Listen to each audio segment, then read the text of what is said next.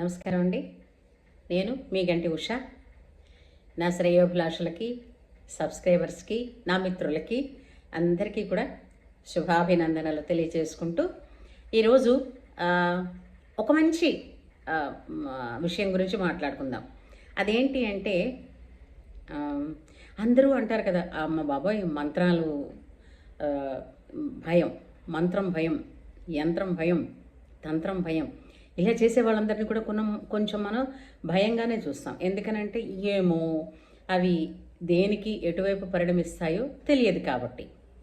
అందుకని ఎవరో వాళ్ళు మంత్రాలు తంత్రాలు పూజలు చేస్తున్నారంటే కూడా భయపడడము ఉంటుంది, వాళ్ళ పట్ల వేరే విధమైనటువంటి చర్య తీసుకోవడం కూడా ఉంటుంది. ఇది మనకి చూస్తున్నదే. సరే, అయితే అందరూ భయపడుతున్నారే మంత్రం అంటే, తంత్రం అంటే, యంత్రం అన్నా కూడా. పిచ్చి పిచ్చి యంత్రాలు ఎవడు చెప్పేస్తే ఆ యంత్రాలు తీసుకొచ్చి ఇంట్లో పెట్టుకోకండి, అవన్నీ నెగిటివ్ ఎనర్జీని ఇన్వైట్ చేస్తాయి అని చెప్తూ ఉంటాం కదా. ఒక్కటి గుర్తుపెట్టుకోండి, మనిషి తాలూకు శరీరం ఒక యంత్రం, అవునా కాదు? ఇందులో బ్రెయిన్ అన్నింటికీ కూడా ఆజ్ఞలు జారీ చేస్తూ ఉంటుంది కదా. ఇట్స్ సెంట్రల్ నర్వస్ సిస్టమ్ అన్నది ఒక బిగ్ ఆర్గానిజం కదా మనకి బాడీలో. అలాగే రెస్పిరేటరీ సిస్టమ్ అన్నది, డైజెస్టివ్ సిస్టమ్ అన్నది, ఇవన్నీ కూడా మనకి మన యంత్రాన్ని సవ్యంగా నడిపించడానికి కావలసినటువంటి ముఖ్యమైన కేంద్రాలు కదా. అంటే ఇవి సరిగ్గా పనిచేస్తే మన దేహం పనిచేస్తుంది. మనం ఇలా మాట్లాడుతున్నాం అంటే దేహం యంత్రమైంది. సరే, మంత్రం ఏంటండి? బయట ఎవరైనా మంత్రాలు అంటే అది సరిగ్గా అంటాం, అనలేకపోతాం అని భయం అంటారు. మనం ఆడే ప్రతి మాట కూడా మంత్రమేనండి.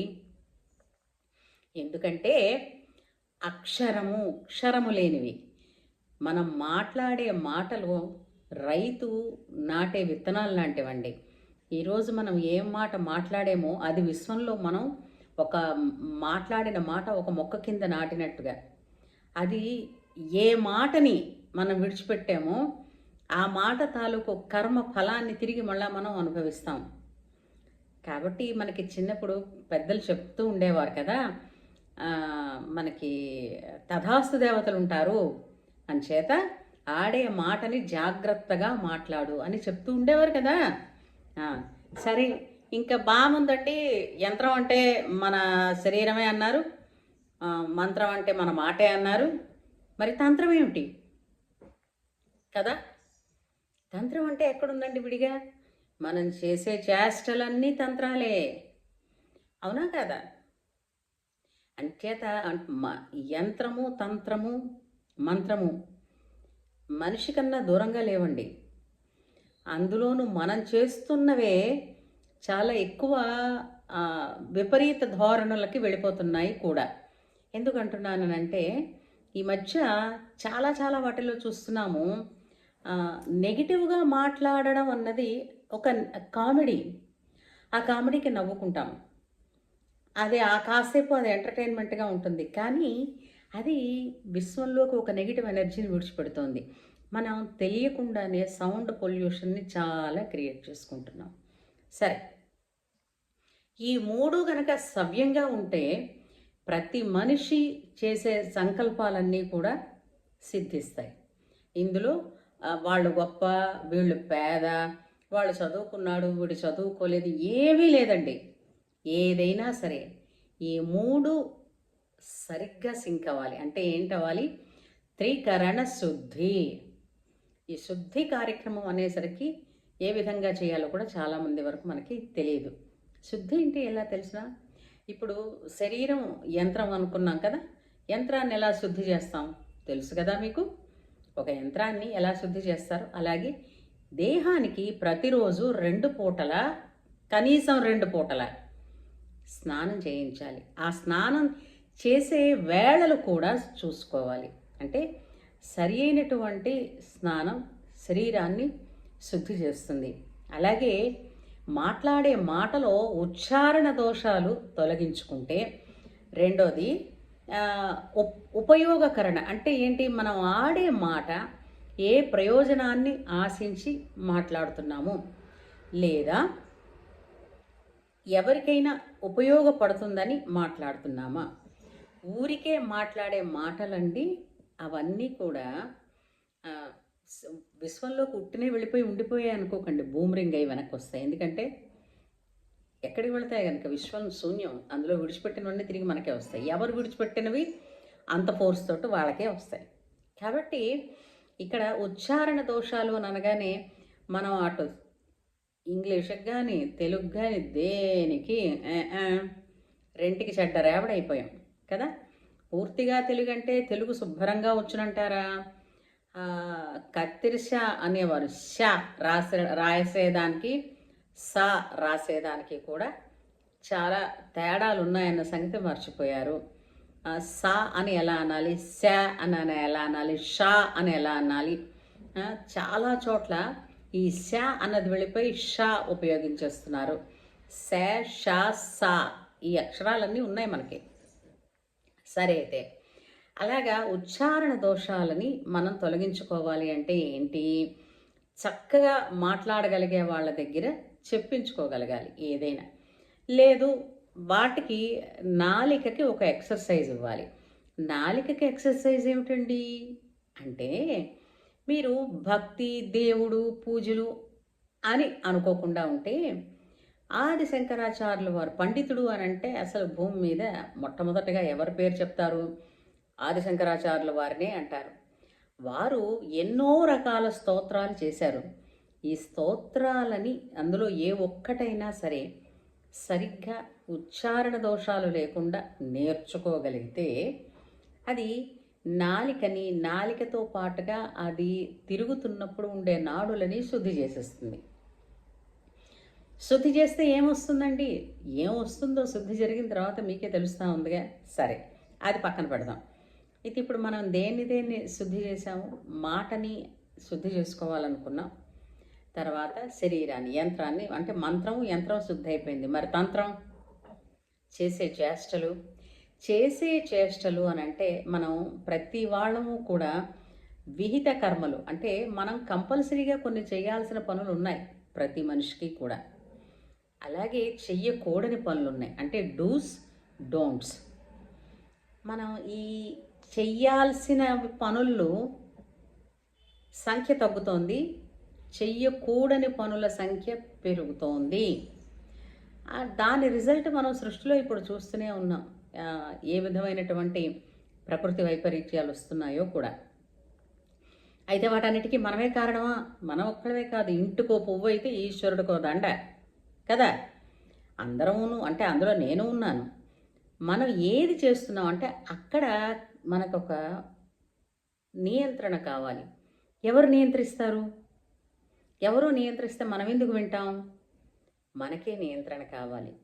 మనకి నియంత్రణ కావాలంటే దేని మీద రావాలి? మనస్సు మీద నియంత్రణ కావాలి. ఎందుకని?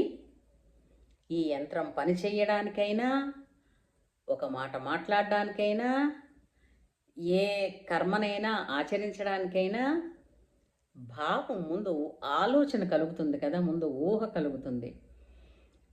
అంచేత భావశుద్ధి, మనస్సులో ఉండే ఆలోచనలు శుద్ధి జరగాలి.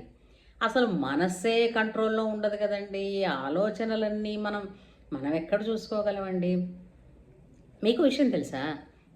మనిషికి రోజుకి 70,000 నుంచి 80,000 ఆలోచనలు వస్తాయట. అంటే సుమారుగా అన్నారు గంటకి 2,500 నుంచి 3,000 వరకు ఆలోచనలు వస్తాయట. అది కూడా ఎలా చెప్పారు అంటే డిపెండింగ్ అపాన్ దేర్ యాక్టివిటీ. అంటే చాలా యాక్టివ్గా ఉన్న వాళ్ళకి ఇంకా ఎక్కువ ఆలోచనలు వస్తాయి అనుకుంటా. ఎలా అయితే సముద్రంలోని కెరటాలను ఆపలేము, మనిషి మనసులో ఉండే ఆలోచనలను కూడా ఆపలేం. అయితే పోనీ వస్తున్నాయండి ఆలోచనలు. ఇందులో 95% అయితే మన గతం గురించి ఆలోచిస్తాం, లేదా భవిష్యత్తు గురించి ఆలోచిస్తాం. గతం గురించి ఆలోచిస్తే బాధపడతాం, భవిష్యత్తు గురించి ఆలోచిస్తే భయపడుతూ ఉంటాం. ఎందుకని? మనకి సంతోషం అన్నదాన్ని, సంతోషంగా జరిగిన కొన్ని ఆ, సంఘటనలని పదే పదే నెమరు వేసుకోవడం అన్నది అలవాటు చేయలేదు. ఎందుకని? అదో పెద్ద గొప్ప అనుకుంటారని, లేదా ఇంకెవరో ఏదో అనుకుంటారని మనకి జరిగిన మంచి గురించి చాలా తక్కువ సార్లు చెప్తాం. అది కూడా ఒకసారి నుంచి మరోసారి, మరో వ్యక్తి నుంచి మరో వ్యక్తికి, ఒక చోట నుంచి మరో చోట ఆ విషయాన్ని రిపీట్ చేసేటప్పుడు అది ఇంకా క్లుప్తం అయిపోతూ వస్తుంది. తగ్గిస్తూ చెప్తాం. అప్పుడు అలా జరిగిందిలే అని. అదే ఒక నెగిటివ్ జరిగిందనుకోండి, మనం చెప్పాల్సిన అంటే ఇప్పుడు ఎక్కడెక్కడైతే దాన్ని రిపీట్ చేస్తామో, రిపీట్ చేసిన ప్రతిసారి ఇంకా ఇంటెన్సిటీతో ఇంకా మరో 2 ఎమోషనల్ వాక్యాలు కలిపి మరీ చెప్తాం. ఏది ఎక్కువ చెప్తున్నామో దాన్ని కదండి ఆకర్షిస్తాం. ఏమంటారు? అవునా? వీటన్నిటికీ మనస్సు నియంత్రణగా ఉండాలంటే మీరు ప్రాణాయామ, ధ్యాన అవన్నీ తర్వాత చాలా చోట్ల మెడిటేషన్ చెప్పి అదొక పెద్ద ఇదిలేండి. నిజమైన మెడిటేషన్లు కావవి. ఇక్కడ ఆలోచనలు శుద్ధి జరిగితే ఆలోచనలే సంకల్పాలు అవుతాయి. ఆలోచన శుద్ధి జరిగితే సంకల్పం సిద్ధిస్తుంది. అందరికీ అన్ని చోట్ల అదేంటి అతను అనుకున్న పనులన్నీ అయిపోతాయి, మరి మనకెందుకు అవ్వు అంటే మనం ఈ పూజ చేద్దాం, మన జాతకంలో దోషాలు ఉన్నాయి, మనకేమో శని ఇలా వక్ర దృష్టితో ఈ గ్రహాలకి పని పాటు లేదనుకుంటున్నారా ఏమిటి? ఎంతసేపు మనని చూస్తూ కూర్చోడానికి? అవునా? బిల్గేట్స్కి ఎప్పుడు రాలేదేంటి ఈ ఈ ఏలినట్స్ అని? వచ్చిందా లేదా అన్నది పక్కన పెడితే ప్రతి ఒక్కళ్ళకి కూడా తమ బాధ్యతలు తెలిసి ఉండాలి. తను చేసే పని బాటమ్ లైన్ దాని రిజల్ట్ ఏంటో తెలిసి ఉండాలి. ఇవి తెలియాలి అని అంటే మనిషి ఆలోచనలని నియంత్రించుకోవాలి. ఇది ఎవ్వరూ ఇప్పుడు నా మైండ్లో వచ్చే ఆలోచనలు ఏంటో వేరే వాళ్ళు ఎలా నియంత్రిస్తారు? నియంత్రించలేరు. అందుకే అంటారు కదా, ఇంటి దొంగ ఈశ్వరుడైనా పట్టలేడని కదా. అది మనకే రావాలి. మనకి రావాలి అంటే ఏం చెయ్యాలండి? మనస్సును శుద్ధి చేయాలంటే మనస్సుకి ఏదో ఒక నామం ఏదో ఒక పని అప్పచెప్పేస్తే ఈ కోతిల పిచ్చి గెంతులు గెంతే మనసు కట్టుబడి ఉండిపోతుంది. ఎలాగంటే ఉదాహరణ దీనికి చెప్తాను చూడండి. రైతు ఒక విత్తనాన్ని నాటాడు అనుకుందాం. ఆ విత్తనం భూమిలోకి వెళ్ళిన తర్వాత భూమిలోంచి ఒక అంకురంగా చీల్చుకుని బయటికి రావడం దాని పని. ఎవరు సహకరించరు. అంటే బయట మనకి కనిపిస్తున్న ప్రపంచం ఏది సహకరించదు.